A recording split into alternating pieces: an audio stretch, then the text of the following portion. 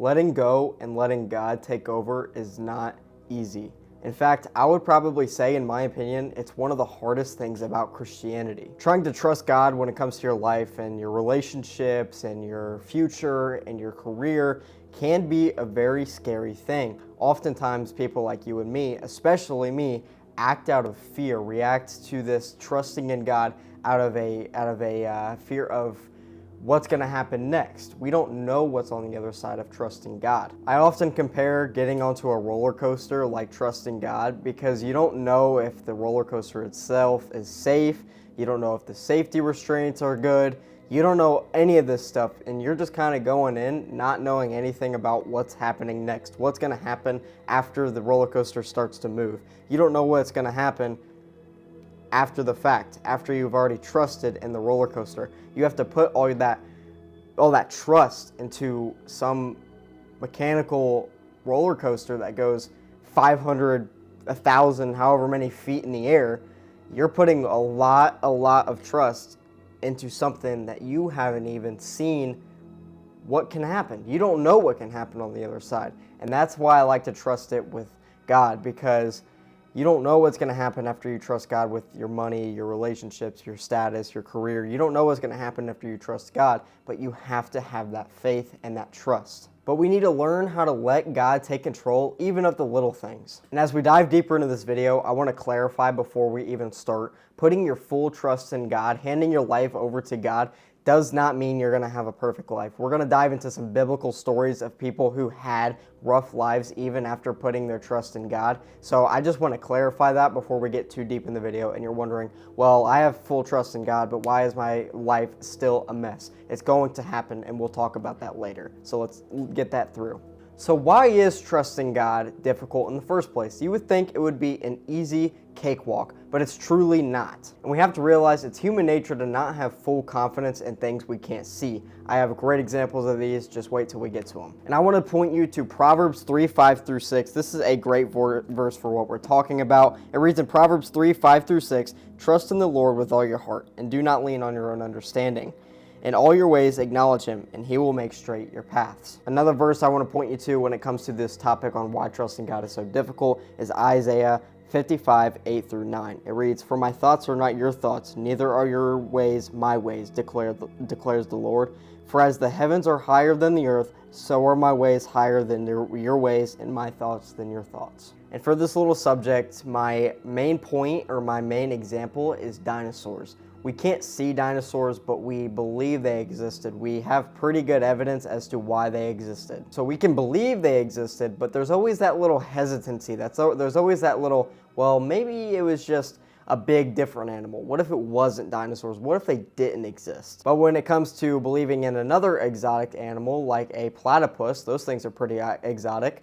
We don't have a lot of struggle believing in them, because people can go out to Australia and find one, and they can take pictures of it and bring it back, or they can, take it from Australia, bring it to where you're from, and show you to your face. But we can't really do that when it comes to dinosaurs. So that's the same thing when it comes to trusting in God. And I've also had this same struggle when it comes to trusting God, because I can't see him, but I've seen it with my own eyes recently, like the platypus. And my testimony or my personal experience is I struggled believing in prayer. And yes, absolutely, I believe if my prayer was answered, that means there is a God listening, and I believe in my God.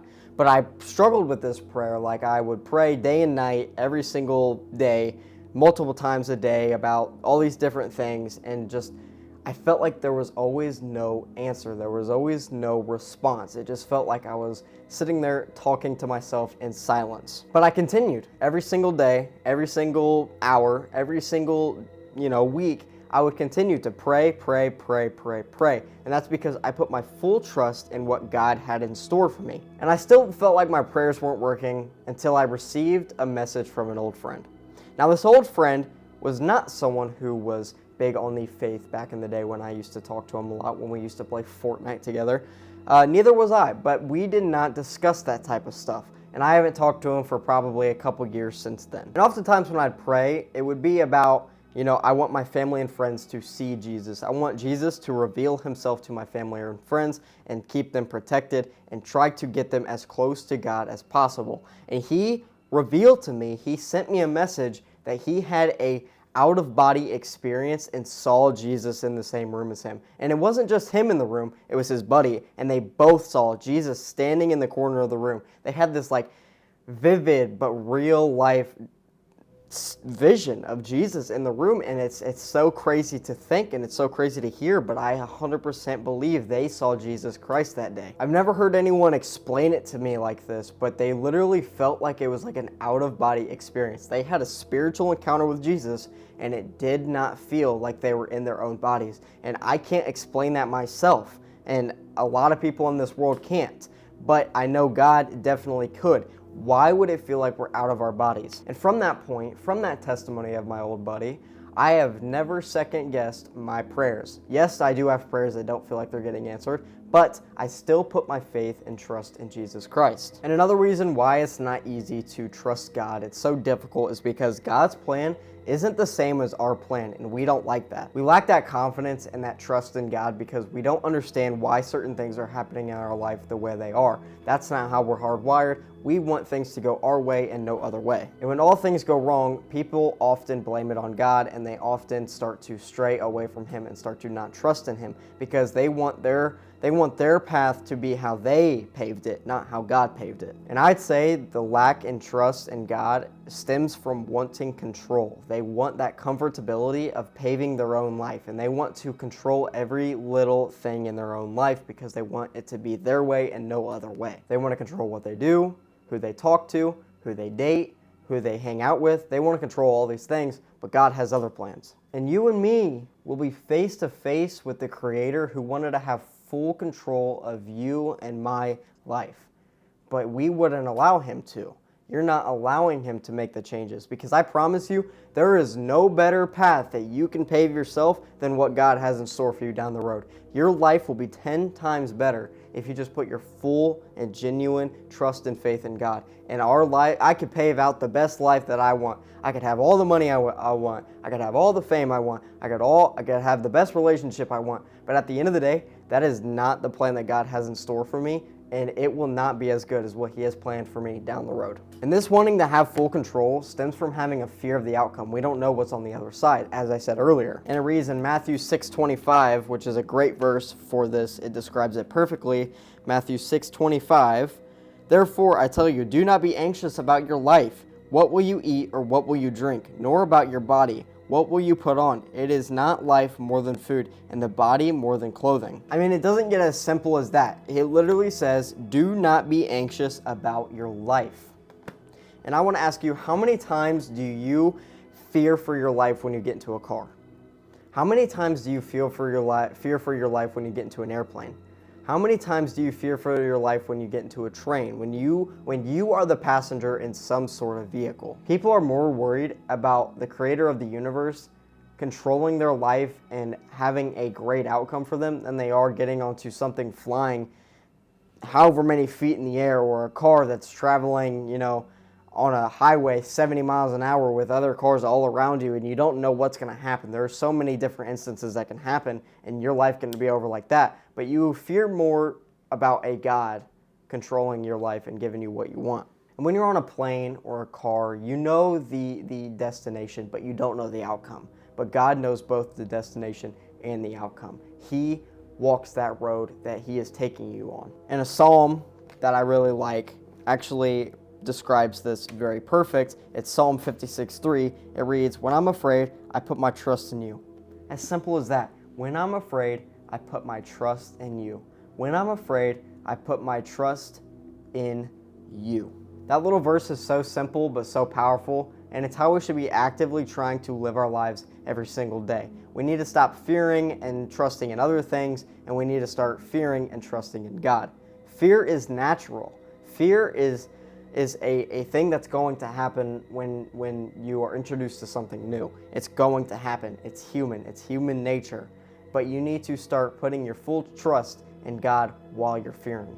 Let's take Peter, for example, in the Bible. If you don't know the story of Peter stepping out of the boat to walk to Jesus, it is storming out. They are on a boat, and Jesus is out in the distance, and they see Him floating on the water, and everybody stops, and they're like, "Is that Jesus? Is that God?"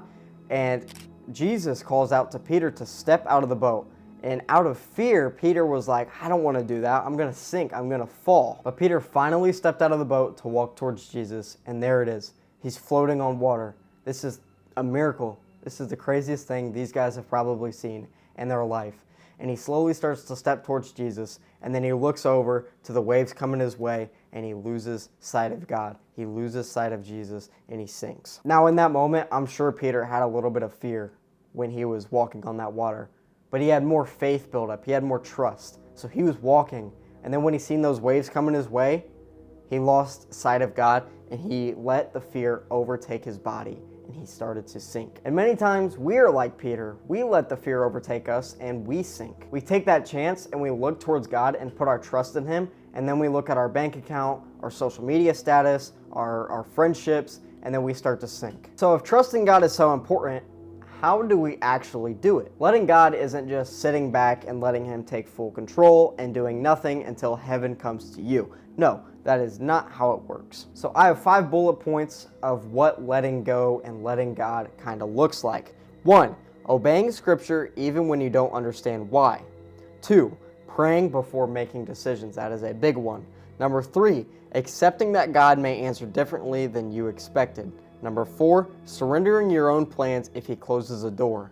Number 5, choosing faith even when your emotions tell you otherwise. And like I said in the beginning of this video, letting God doesn't mean perfection. It doesn't mean your life is going to be just this easy road. It doesn't mean perfection at all. And I'm going to give you an example of that. Even in scripture, it shows this. Have you guys ever read the book of Job? In the book of Job, it literally describes this perfectly. Job was described by the Lord himself in Job 1:8 as a blameless and upright man who fears God and turns away from evil. You know how good that would make me feel? You know how much pride that would probably give me if I heard the Lord tell me myself that I am a blameless and upright man who fears God and turns away from evil? That is probably a good thing, and Job probably really loved that. So on the surface level, Job had it all. Job had the perfect life according to God. Job had this amazing, perfect life. And everybody who reads the book of Job probably would say that. They would probably agree. But in Job 1:12 through 16, God begins to test Job. The whole book of Job is pretty much a bunch of trials and tests towards Job, and it's pretty bad how bad it gets. But in these tests and trials that God gave Job, people in today's world would probably easily give up. They would give up on day one. Actually, I know for a fact people would give up and stop trusting in God day one, because what happened to Job in day one is something that people don't even experience in like 10 years of their life.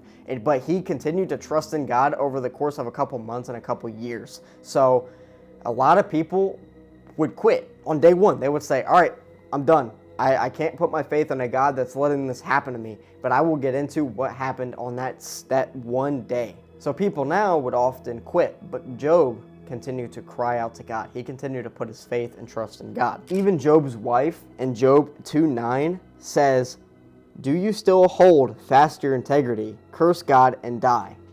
His wife told him to curse God and die.